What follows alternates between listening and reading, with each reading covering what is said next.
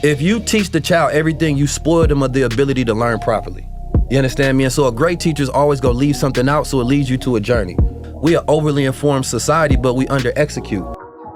But with asking people for help and looking up stuff and things like that, I want to shout out to the EYL boys and 19 Keys because they were just on the Breakfast Club. And I say boys, I mean men. You know, I don't mean no harm. Some people are like really delicate today. They understand my heart. But 19 Keys, I was really like hit by a certain part of the interview where he was saying that this generation is just on information overload. But how he worded it was like, damn, okay, what is the solution? So let me tell y'all what I mean. If you teach the child everything, you spoil them of the ability to learn properly. You understand me? And so a great teacher's always gonna leave something out so it leads you to a journey. We are overly informed society, but we under-execute. Because it used to be a hard where you gotta go to a library and get some knowledge, right? But that's like, I gotta walk there, I gotta get a library card, I gotta take out a book, I gotta learn it, I gotta bring it back. That's the process. Now you Google something on your phone, there's no work in between that, right? And so you don't appreciate it because it don't have any real value. Dang. Can I play devil's advocate off top? Okay, what you got? Okay. Even though I completely agree with this, right? Is that a old school way of thinking? Let me explain what I mean. You always know you're old, and I'm not calling 19s old because he's not. But you always know you're old when you go, see, back in my day, we used to do things this way. And that's what they know, and that's how they process things and did things, and so they believe that everything is good, right? So the example was, I used to go, well, not, he didn't say I, but they used to go to the library, boom, grab the library card, find a book, check it out, go home, read it, bring it back, all this great stuff. Now it stays in there, and now everybody, it's more of a packaged and given to you type of vibe, and no one is executing. Now, can we say no one is executing if we're seeing younger millionaires? Are we saying that no one is executing if actually there are more people who are in the older status that is now starting new things? Like, are we maybe in where you see it?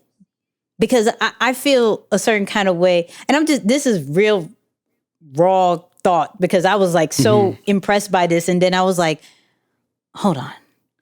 But like, I do agree this is the most information that has ever been given out in the world, period. Just this time period. But to say that everybody doesn't execute, I don't know about that part, because that's like for the people that are like the most successful people, not the most successful, because some people will say different, but like if you are like us, only child, right? Didn't have to worry about too much, right? Didn't do the struggle thing or nothing like that. Y'all not supposed to be like, y'all supposed to be given everything. And so your level of execution, your work ethic probably isn't the same as somebody who had nothing. And that's far from the truth.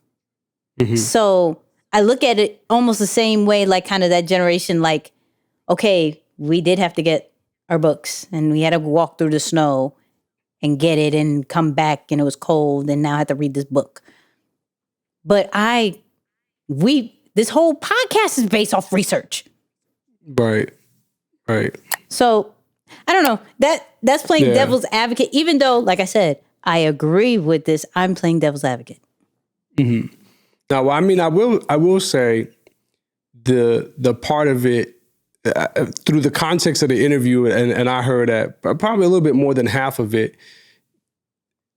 He's saying we as a community or as a society, we under execute. So we're over informed, but we under execute.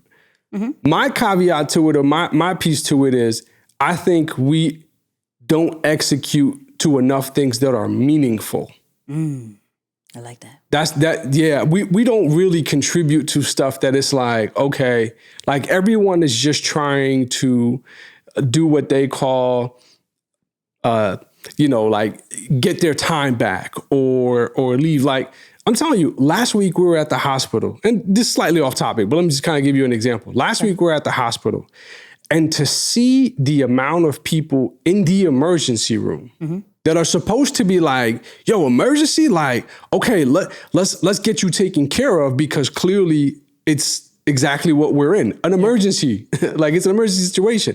You would think there is some level of sense of urgency or like just moving up. I kid you not, the doctor walked into the room and said, okay, so tell me what happened last week. And what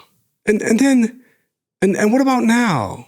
And like, you have someone in excruciating pain right in front of you, clearly not in the mood to talk about what happened in her life when she was 4 years old. Right. It would be helpful if we can like move up on it a little bit. And I'm just like, man, something about our generation in some cases, again, in some cases, not all, but there is a lack of urgency towards things that are meaningful. Like, we've added more value to things that do come easy to us, like the internet and like these trends and like some of these other things. But stuff that actually matters, that's the stuff where I'm like, man, am I contributing to it? And I'm not calling anyone out. It actually made me like ask myself the question, like, am I only looking for shortcuts and conveniences and not looking for ways to do the difficult thing or the challenging thing to contribute to the greater good of society?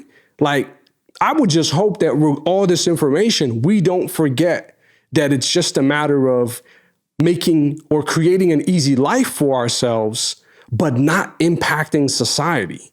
Like, at the end of the day, at some point, somebody from your family is going to still live here when you're not. Your children, your children's children, your cousin's children, your aunt, somebody's children from your family, your generation are going to live on this planet when you're no longer here. And how have you made it better for them? So that's the stuff where I like, literally, like, it has me rethinking all of my stuff. And I know we're not necessarily talking about the how to learn piece just yet, but just from that standpoint, I'm like, nah, I can agree on that. Yeah, we like, what are we contributing to that's truly impacting society? I agree. Now, let me go with my real feeling. Because like I said, I played devil's advocate. I think also what the part that, if you watch the interview, it was more on the research part. Like, some people are expecting business in a box. Yeah, no good. Yeah, some people are expecting branding in a box, right? Just give me this and just tell me what to do and I'll do it. And boom, here's my success, right? And one of the lines that he said was like, the greatest teachers are the ones that leave certain things out. Because now you're remembering it and embracing it. And since I'm now using the word embrace so much now, embracing it a little bit more because you found it out on your own and you fact checked and you saw what it did. Like, you saw the results. It wasn't like third party information. Like, it was you finding out that particular thing. And this is why the greats are the greats and the geniuses are the geniuses, because they did the research and they got the information firsthand. And you're trying to learn from them because they put in the work, right? So I agree with the business in the box, stocks in the box, anything like super packaged up, and you're like, okay, here, give it to me. And when I have this, I don't have to do any more research. No, when you're given some type of information, even if it's all packaged up, great. Still do the research, because you still have to find your own way of doing things. And so, yes, ABC works very well, but how can you make it A plus? How can you make it a B plus? How can you make it a C plus, right? We're not thinking of how to make it to the next level when we're given everything. That's good. That's good, Nix. That's good. And the truth is, whatever you're given is only with you for this time, like these market conditions, these circumstances, right? Like once things change, and we were just talking about change over the last little bit, which is inevitable, it's going to happen.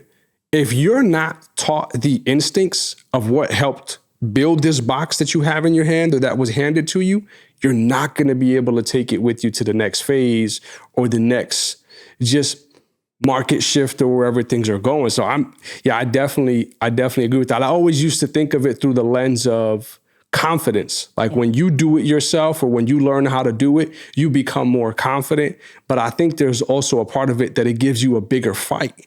Like when you built something and it was your time, your effort, your blood, your sweat, your tears to build it up from nothing, or to build on top of the box because you were given a box. So you did stuff to build on top of the box. When someone is threatening or something is threatening to take that away from you, you're going to have a bigger fight because you're like, no, hold up. This is mine. Like I actually worked to build this. I'm not just going to fall back and let you take it. So I think there's that bigger fight that comes with it when you feel like I had to earn this or I sacrificed to get this. So it pulls more out of you to keep it. That's so good. That's so good.